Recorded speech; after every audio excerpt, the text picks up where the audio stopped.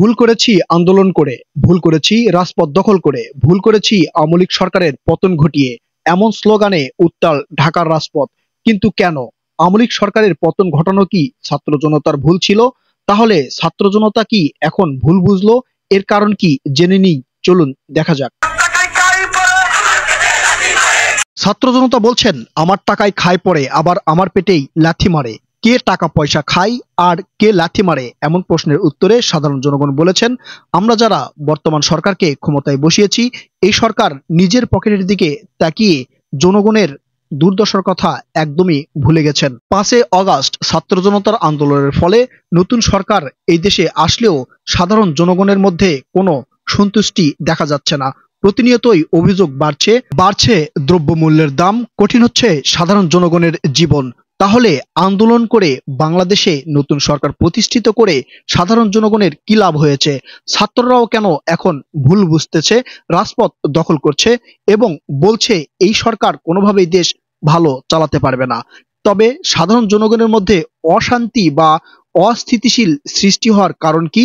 চলুন জেনে নেই সাধারণ জনগণের মতামত। আগে তো ভালো ছিল, আগে ভালো ছিলাম অনেক। এখন কি অবস্থা দেশের? এখন তো বর্তমানে যে অবস্থান, খুব গুরুতর অবস্থান। সাধারণ জনগণের সাথে তাল মিলিয়ে ছাত্র জনতাও বলছে দেশের অবস্থা আগেই ভালো ছিল, এখন মানুষের করুণ অবস্থা।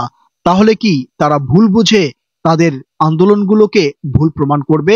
তারা কি বলবে যে আমরা ভুল করেছি, আগের সরকারকেই প্রতিষ্ঠিত করা হোক? এমন প্রত্যাশা কি সাধারণ জনগণের মধ্যে আছে, নাকি এই আন্দোলনের পূর্বে কোনো মাস্টার মাইন্ড ছিল? চলুন জেনে নিই সাধারণ জনগণের মুখে। ভাই আগের থেকে অনেক খারাপ। ব্যাংক স্বাধীন দেশে কেমন আছেন? ভাই দেশ তো স্বাধীন হয় নাই। দেশ যদি এখনো স্বাধীন হয়ে না থাকে, তাহলে ছাত্র জনতার আন্দোলনের ফলে প্রায় 2000-এর উপরে জীবন গেল কেন? কি উদ্দেশ্যে এই জীবন দেওয়া হলো? কার পরিকল্পনায় দেওয়া হলো? কেনই বা এই জীবন দেওয়া হলো? কি লাভ হয়েছে এই জীবন দিয়ে? সাধারণ জনগণকে প্রশ্ন করে পেয়েছি এমন উত্তর। দুর্নীতি হয়ে চলতেছে। বর্তমানে কিছুই ভালো দেখতে আসছে না। আগেই ভালো ছিলাম, এখন সব জিনিসপত্র দাম। তাহলে এই যে সরকার পরিবর্তন হয়ে লাভ কি হলো? লাভ কি মানে আমার গরিবের জন্য তো আরো ক্ষতি। কেন চাল খেয়েছে আমরা 60 টাকা, অনেক 70 টাকা।